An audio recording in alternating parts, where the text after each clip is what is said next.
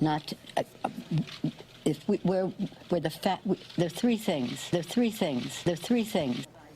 Tonight, a doctored video of the Speaker of the House. Nancy Pelosi is at the center of a bitter battle between that California Democrat and President Trump. KCAL 9 political reporter Dave Bryan joins us now with details. Dave? The concern is how much impact these videos will have on the 2020 election. The distorted videos of House Speaker Nancy Pelosi are getting plenty of attention tonight, due at least in part to the fact that President Trump pinned one of them on Twitter. Both videos were doctored and or edited to make Pelosi appear to be slurring her words and stumbling and fumbling her way through a news conference, raising fears about how dirty and deceptive next year's presidential campaign will be. Even as President Trump and the First Lady climbed aboard Air Force One and waved goodbye as they head off on a three-day visit to Japan, the war of words and now videos between the President and the Speaker of the House, Nancy Pelosi, continues to escalate back home here in the States. Only this time, doctored and manipulated videos are being used in the attack on Pelosi, one of which was pinned at the top of President Trump's Twitter profile after a few gaffes were edited together to give the impression that Pelosi was stuttering and muttering her way through a news conference, which is not an accurate portrayal. That video aired on the Fox Business Network. To make past that, not... If there are three things.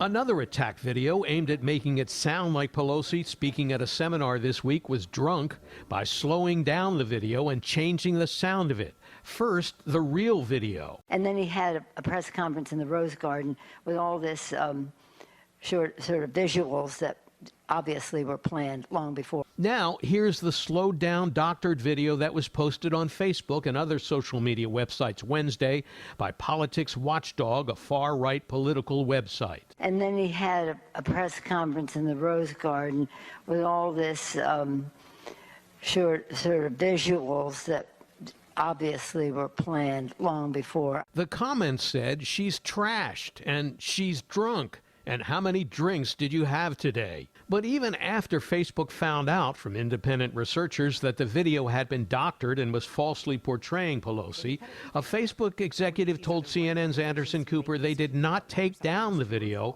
but they informed viewers it had been altered. As soon as we get a rating from them that content is false, then we dramatically reduce the distribution of that content, and we let people know that it's false so they can make an informed choice. Why keep it up, though? Yeah. We think it's important for people to make their own informed choice about what to believe. Our job is to make sure that we are getting them accurate information.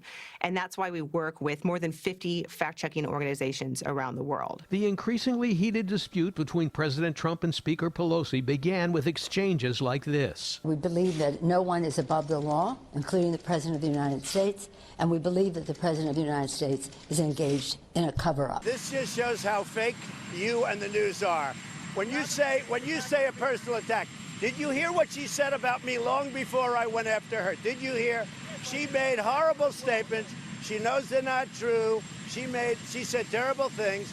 So I just responded in kind. I wish that his family or his administration or his staff would have an intervention for the good of the country. But in many quarters, even more threatening to democracy than the bitter disputes between the nation's most powerful political officials are the deep fake videos like this one, which appears to be former President Barack Obama, but someone is literally putting words in his mouth. You see, I would never say these things, at least not in a public address, but someone else would. Someone like Jordan Peele. This video clip, which sure sounds and looks like former President Barack Obama, was actually the voice of American filmmaker, comedian, and actor Jordan Peele, whose video was demonstrating the danger of a deep fake video at a SAG-AFTRA seminar in LA this month. They are realistic digital forgeries of videos or audio created with cutting-edge machine learning techniques, which can be used to distort reality.